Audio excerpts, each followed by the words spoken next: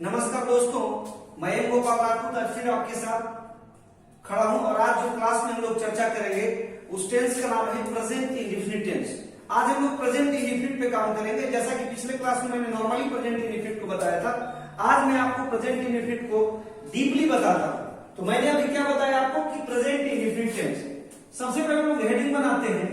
Heading हमारा क्या है? Present indefinite.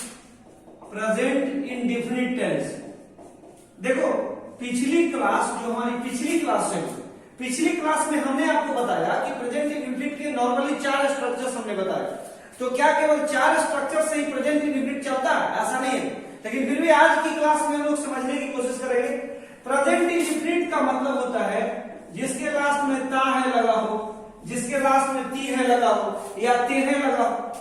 अब जैसे मान लीजिए कि प्रेजेंट इंडेफिनिट पर एक एग्जांपल ताहे तीहे पे ले सकते हैं कि मेरा दिल भी कितना पागल है जो प्यार भी तुमसे करता है, पर सामने जब तुम आते हो कुछ भी करने से डरता है। लास्ट में ताहे लगा हुआ है।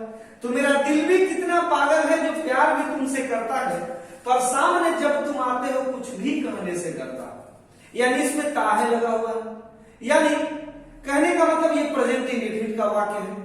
तो प्रेजेंट इंडेफिनिट का मतलब ही होता है ताहे तीहे जिसमें लगा हो प्रेजेंट इंडेफिनिट है।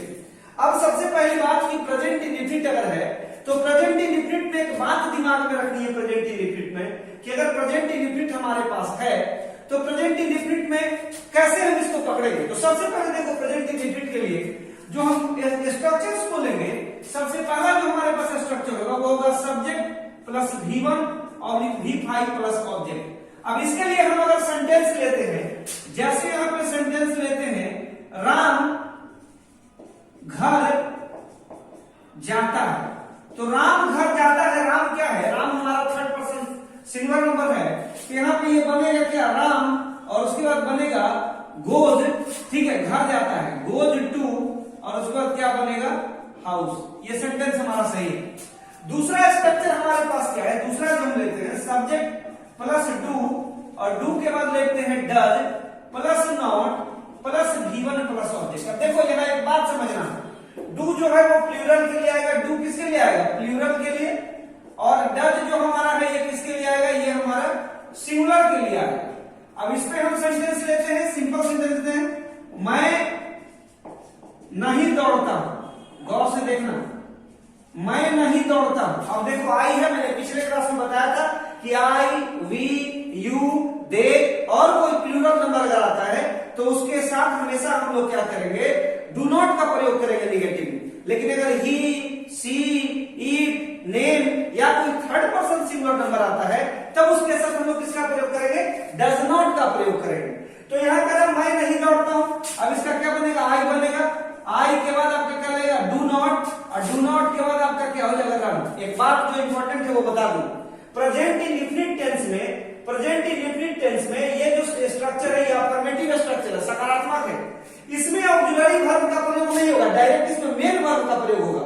लेकिन जैसे ही प्रेजेंट इंडेफिनिट का निगेटिव बनाओगे, निगेटिव के लिए ऑक्सिलरी वर्ब की जरूरत पड़ती है, और उस ऑक्सिलरी के रूप में ये डू काम कर रहे हैं। ये दो वर्ब है, यहाँ ये डू और यहाँ पर रन है। डू जो यहाँ पर हमारा है ये हमारा ऑक्सिलरी वर्ब है। कौन सा वर्ब है? Auxiliary verb. ये हमारा ऑक्सिलरी वर्ब है। और हमारा रन जो है ये हमारा क्या है?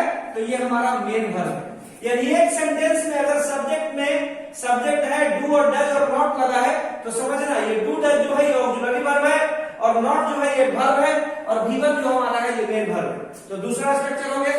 तीसरा स्ट्रक्चर हम लोग चर्चा करेंगे, तो तीसरा होगा डू ऑब्लिक हमारा does plus subject plus V1 plus object. ये हमारा इंट्रोगेटिव स्ट्रक्चर है। अब इसके लिए कहेंगे क्या कि क्या हम लोग पढ़ते हैं? क्या हम लोग पढ़ते हैं? अभी सेंटेंस को जरा देखो कि क्या हम लोग पढ़ते हैं, तो इसको क्या बनेगा? डू और वी लगेगा, डू वी। और पढ़ने के लिए क्या यूज कर सकते हैं? रीड भी यूज कर सकते हैं, और क्या यूज कर सकते हैं? स्टडी भी यूज कर सकते हैं। तो ये जो हमारा बना ये हमारा कौन सा बना? ये इंट्रोगेटिव बना। अब आइए जरा इंट्रोगेटिव निगेटिव देखते हैं। तो इंट्रोगेटिव निगेटिव के लिए क्या होगा? डू होगा, डू के बाद हमारा क्या होगा? डज होगा plus subject plus not plus V1 और प्लस ऑब्जेक्ट। ये हमारा इंट्रोगेटिव निगेटिव हो गया। अब इसके लिए हम लोग करेंगे क्या? तुम लोग नहीं खेलते हो, क्या तुम लोग नहीं खेलते हो, गौर से देखना, क्या तुम लोग नहीं खेलते हो, ये हमारा इंट्रोगेटिव निगेटिव है। और जब इसको बनाएंगे तो क्या बनेगा, डू यू और उसके बाद नॉट और उसके बाद बनाओगे प्ले। क्या तुम लोग नहीं खेलते हो तो डू यू नॉट प्ले। क्यों? क्योंकि देखो डू किसके लिए लगा, ये ऑक्सिलरी वर्ब है, यू हमारा प्रोनाउन सब्जेक्ट हो गया, नॉट एडवर्ब हो गया और प्ले हमारा जो है मेन वर्ब हो गया। तो ये हमारे चार स्ट्रक्चर जो पिछले क्लास में बताया था। पहला अफर्मेटिव, दूसरा क्या है निगेटिव, तीसरा क्या है इंट्रोगेटिव और चौथा हमारा इंट्रोगेटिव निगेटिव। अब हम WH वाले सेंटेंस में आते हैं। जैसे हम यहाँ पे लेते हैं WH वर्ड प्लस लेते हैं डू, ऑब्लिक लेते हैं डज, प्लस लेते हैं सब्जेक्ट और प्लस सब्जेक्ट के बाद क्या लेते हैं, सब्जेक्ट के बाद V1 और प्लस ऑब्जेक्ट। जैसे करते हैं आप कहां जाते हैं, आप कहां जाते हैं, गौर से देखो आप कहां जाते हैं। अब कहां की अंग्रेजी क्या होती है, वेयर होती है। अब देखो आप है, वेयर के साथ आप लगा, आप क्या है, यू क्या है, प्लूरल है, तो वेयर के बाद ऑक्सिलरी वर्ब लगेगा डू, क्योंकि देखो यहाँ डू कर दिया गया है, तो वेयर डू यू और उसके बाद गो और गो के बाद आप कहां जाते हैं, तो वेयर डू यू, कहां का क्या होगा, तो वेयर डू यू गो। आप कहां जाते हैं तो where do you go, simple बनेगा आप कहां जाते हैं। वही अगर इसका WH निगेटिव लेते हैं तब क्या बनेगा, WH हमारा वर्ड हो गया, WH वर्ड के बाद हमारा डू हो गया, डू के बाद हमारा डज हो गया, plus subject plus not plus V1 और प्लस हमारा जो है ऑब्जेक्ट। अब इसका क्या बनेगा, आप क्यों नहीं, ठीक है, पढ़ाते हैं, आप क्यों नहीं पढ़ाते हैं। पहले आसान आसान सेंटेंस पे देखो, आसान आसान पे, जब आसान बनाना आएगा तो टफ भी बनाना है। तो आप क्यों नहीं पढ़ाते हैं, अब इसका क्या बनेगा, तो आप क्यों नहीं, तो वाई डू यू, क्यों लगेगा डू, क्योंकि यू है, यू के लिए डू आएगा, तो वाई डू यू नॉट और पढ़ाना की अंग्रेजी क्या होती है, टीच। आप क्यों नहीं पढ़ाते। फिर देखो ये हमारा क्या हो गया, अफर्मेटिव हो गया, ये हमारा क्या हो गया, निगेटिव हो गया, ये हमारा क्या हो गया, इंट्रोगेटिव, ये इंट्रोगेटिव निगेटिव, ये हमारा WH, ये WH नॉट। अब देखो एक हु एक वर्ड है, इसको समझना है, WH को हु के साथ आपका क्या लगता है, V1 भी लगता है, V5 लगता है प्लस ऑब्जेक्ट, ये भी WH वर्ड है, लेकिन ये सबसे स्पेशल है। क्यों स्पेशल, इसके साथ V1 भी लगता है, V5 भी लगता है। जैसे मैं कहता हूं, यहां पे सेंटेंस डालता हूं, कौन दौड़ता है, बच्चों ध्यान देना आराम से, कौन दौड़ता है, तो कौन दौड़ता है का क्या बनेगा, हु और हु के बाद क्या होगा, रन्स। कौन दौड़ता है, सिंगुलर का केस है, ये किसका केस है, सिंगुलर का। लेकिन अगर केस रहता है कौन कौन दौड़ता है, जरा सेंटेंस को देखना, कौन कौन और उसके बाद रहता है दौड़ता है, तो कौन कौन दौड़ता है, तो इसका क्या बनेगा, हु और उसके बाद देखो कौन कौन एक से ज्यादा है, एक से क्या है, ज्यादा है, तो जब एक से ज्यादा है तो ऐसी स्थिति में हु और हु के बाद क्या लेगा, डू नॉट और डू नॉट के बाद क्या लेगा, रन। कौन कौन दौड़ता है, डज नॉट लगा देते तब कौन होता, कौन कौन का मतलब ये प्लूरल हो गया। अब देखो उसका निगेटिव कैसे बनेगा, तो निगेटिव बनाने के लिए क्या होगा, हु आ जाएगा, हु के बाद क्या होगा, डू लगेगा, डू के बाद डज लगेगा, डज के बाद नॉट और प्लस V1 प्लस ऑब्जेक्ट। अब देखो इस पर कैसे बनेगा, अगर प्लूरल है तब तो डू लगा के बनाएंगे और अगर सिंगुलर है तो क्या लगा के बनाएंगे, डज लगा के बनाएंगे। अब जैसे देखो मैं यहाँ पे एक सेंटेंस डालता हूं, जैसे सेंटेंस डालता हूं, एक सेंटेंस में डालता हूं, कौन नहीं पढ़ता है, कौन नहीं पढ़ता है, तो इसका नॉर्मली क्या बनेगा, हु बनेगा, और कौन नहीं सिंगुलर है तो क्या बनेगा, हु डज नॉट और उसके बाद क्या बनेगा, who does not study, who does not study. अब अगला क्या बनेगा, कौन नहीं पढ़ता, फिर क्या बनेगा, कौन कौन नहीं पढ़ता है, जरा देखना, कौन कौन और उसके बाद हम बनाते हैं नहीं पढ़ता है। अभी सेंटेंस को बनाना है तो इसको हम क्या बना देंगे, इसको बनाएंगे हु और डज नॉट के जगह पे क्या लगेगा, डू नॉट लगेगा, हु डू नॉट और उसके बाद क्या हो जाएगा, स्टडी। कौन कौन नहीं पढ़ता, यानी नॉर्मली तो आपने क्या देखा कि यहाँ पे हम लोगों ने कितने स्ट्रक्चर पर चर्चा किया, टोटल देखिए एक नंबर हमारा जो है 1 2 3 4 5 6 7 और 8। अब इस पर जितना ज्यादा सेंटेंस फ्रेम करो, जैसे टेक एग्जांपल में करते हो, मैं पढ़ाता हूं, आई टीच, मैं नहीं पढ़ाता हूं, आई डू नॉट टीच, क्या मैं पढ़ाता हूं, डू आई टीच, क्या मैं नहीं पढ़ाता हूं, डू आई नॉट टीच। आप कहां पढ़ाते हो, वेयर डू यू टीच, आप कहां नहीं पढ़ाते हो, where do you not teach, ठीक है। कौन पढ़ाता है, हु टीच, कौन कौन पढ़ाता है, हु टीच, कौन नहीं पढ़ाता है, हु डज नॉट टीच, कौन कौन नहीं पढ़ाते हैं, हु डू नॉट टीच। अब देखो जितने ज्यादा सेंटेंस बनाओगे, जितने ज्यादा उतने ज्यादा सेंटेंस आपके बनेंगे और स्ट्रक्चर फ्रेम होगा। इसका दो फायदा, पहला सेंटेंस बनेगा, नंबर दो आप स्पीकिंग में भी इसको बहुत आसानी से यूज कर सकते हो, जिसके बेस पर आप अंग्रेजी बहुत अच्छी बोल सकते हो, बहुत अच्छी अंग्रेजी बोल सकते हो। तो ये जो पार्ट है प्रेजेंट इंडेफिनिट का, ये आपका जो स्ट्रक्चरल पार्ट है। अभी और भी स्ट्रक्चर्स हैं जिन पर मुझे चर्चा करनी है, फिलहाल अभी आपको जो है मैंने इतना स्ट्रक्चर्स बताया है, इसको पहले कवर करो, अच्छे से इसको कवर करो, फिर इसके बाद आगे बताता हूं कि कैसे आपको क्या करना है। पहले इसको आप अच्छे से कवर करो, ये अगर कवर होता है फिर आगे आपको जो है जो स्पेशल स्ट्रक्चर है 8 से 10 उन स्ट्रक्चर्स की भी चर्चा करूंगा, पहले इनको कवर करो, ठीक है।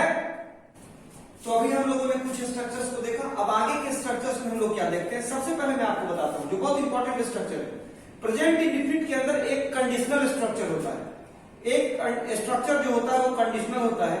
अब कंडीशनल स्ट्रक्चर में क्या होता है, दो क्लाउज का इस्तेमाल होता है, जिसके साथ कंडीशन लगा होता है उसके साथ सबऑर्डिनेट क्लाउज होता है, और जिसके साथ कंडीशन नहीं लगा होता है उसके साथ वो प्रिंसिपल क्लाउज वाला सेंटेंस होता है। सबसे पहले आइए जरा हम लोग समझते हैं, उसको ज्यादा समझने की जरूरत है, हमें समझना स्ट्रक्चर का यूज कैसे हो।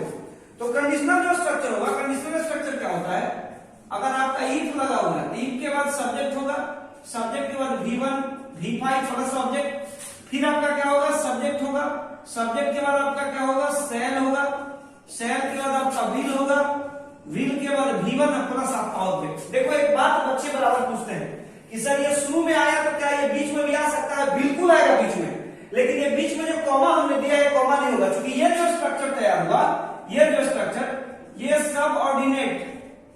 सबऑर्डिनेट क्लाउज से तैयार हुआ, सबऑर्डिनेट क्लाउज से, और ये जो स्ट्रक्चर तैयार हुआ ये आपका प्रिंसिपल क्लाउज से तैयार हुआ, ये आपका प्रिंसिपल क्लाउज से तैयार हुआ। इसी स्ट्रक्चर को रोटेट अगर करोगे तो इसको लिख सकते हो, पहले लिखो सब्जेक्ट, फिर लिखो सेल, ऑब्लिक लिखो will plus V1 plus object, इसको पहले ले लो, और फिर उसके बाद क्या करो, इफ ले लो, इफ के बाद subject V1 oblique V5 plus object. अब देखो क्या कंडीशन है, ये जो स्ट्रक्चर है इसका हिंदी सिंबल क्या हो, इसको समझना है। इसका हिंदी सिंबल ताहे भी हो सकता है, गा घे घी भी हो सकता है, लेकिन इधर का जो स्ट्रक्चर होगा इसका हमेशा और हमेशा सिंबल जो है वो गा घे घी भी होगा।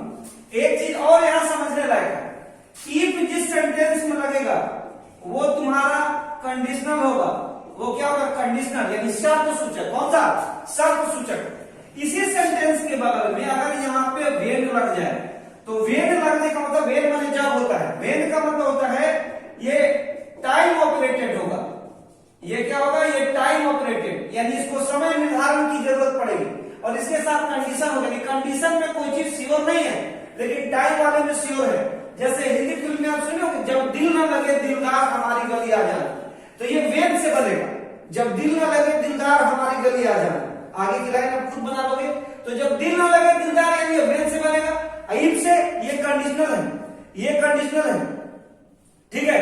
तो कंडीशनल में क्या है कि कंडीशनल आपका क्या है कि यदि तुम आओगे तो मैं खाना बनाऊंगा, मतलब खाना बनाने का मन नहीं, कंडीशन है वहां पे कंडीशन है, बिना कंडीशन का ये नहीं बन रहा है, यानी इफ से कंडीशन होगा और वेन से कंडीशन नहीं होगा। अब जरा ये सेंटेंस पे काम करते हैं, जैसे कहते हैं यदि तुम पढ़ोगे, या ध्यान देना पढ़ते हो, चाहे पढ़ोगे लिखो या पढ़ते हो, ठीक है, तो मैं पढ़ाऊंगा, तो मैं पढ़ाऊंगा, ध्यान देना, यदि तुम पढ़ोगे या पढ़ते हो तो मैं पढ़ाऊंगा, इसका क्या बनेगा, इफ, और उसके बाद बनेगा यू, और पढ़ना की अंग्रेजी क्या होगी, इफ यू, रीड भी लिख सकते हो, स्टडी भी लिख सकते हो, इफ यू स्टडी, कॉमा देंगे आई, और आई के बाद क्या लिखेंगे, आई के बाद आई सेल, और उसके बाद टीच। फिर तुम्हारे दिमाग में एक बात आएगी कि सर इसको दूसरे तरीके से कैसे बनाओगे, इसी सेंटेंस को बना सकते हो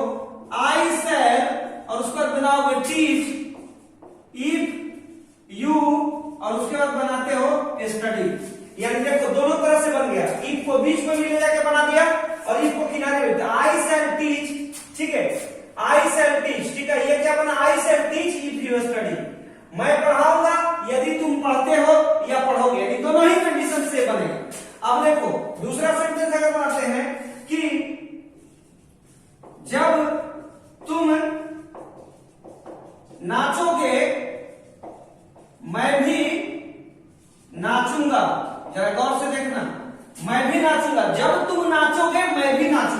तो इसको बनाएंगे क्या, जब तू नाचोगे। क्या बनाएंगे, जब तू नाचोगे। तो कहता है व्हेन यू, और उसके बाद बनाते हैं डांस, व्हेन यू डांस, ठीक है, कॉमा हो जाएगा आई सेल, मैं भी है, तो भी के लिए क्या हो जाएगा ऑल्सो, और उसके बाद क्या बनेगा डांस, मैं भी नाचूंगा। यानी ये आपका कंडीशन है। एरर में ये क्वेश्चन काफी पूछता है।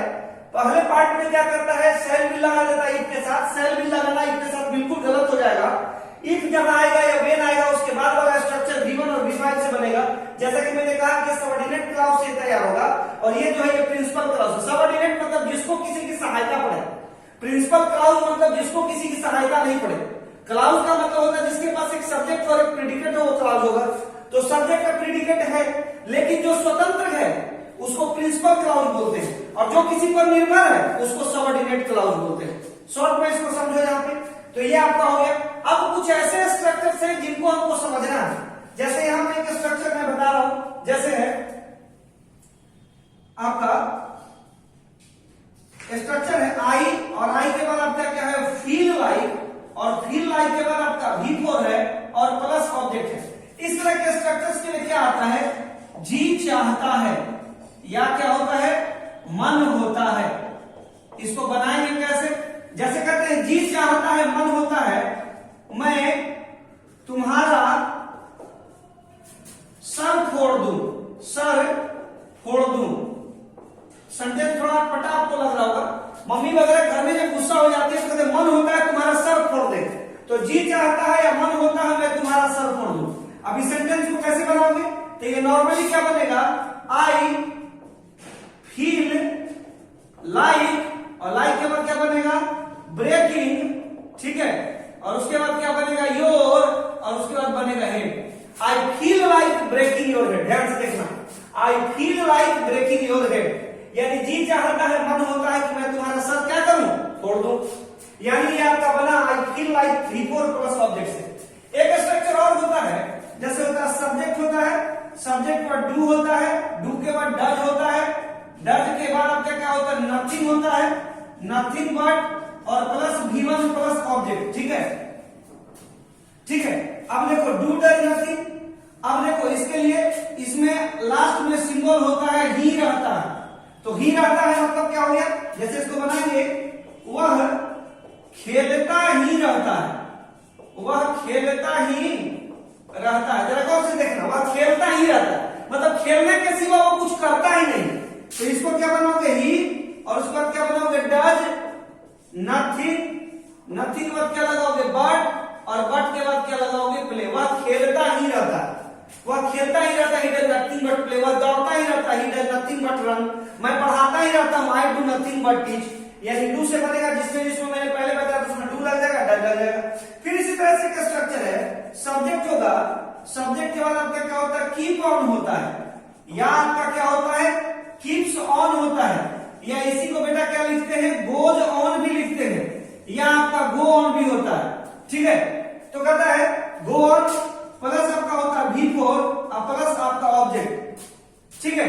ये स्ट्रक्चर क्या होता है, इसका होता है ता रहता है, इसका क्या रहता है ता रहता है, इसका जो सिंबल होगा वो क्या होगा ता रहता है।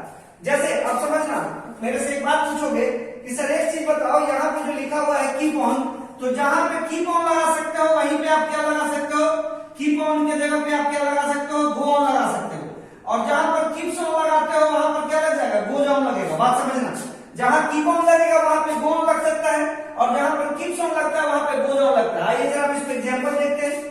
जैसे मैं कहता हूं कि वह खेलती रहती है, वह खेलती रहती है, अगर ही लग जाता है तब तो इस स्ट्रक्चर वह खेलती रहती है, तो इसका क्या बनेगा सी, और उसके बाद क्या कर देंगे गोज ऑन, या इसको बेटा हम कर सकते हैं कीप्स ऑन, और उसके बाद क्या करेंगे प्लेइंग।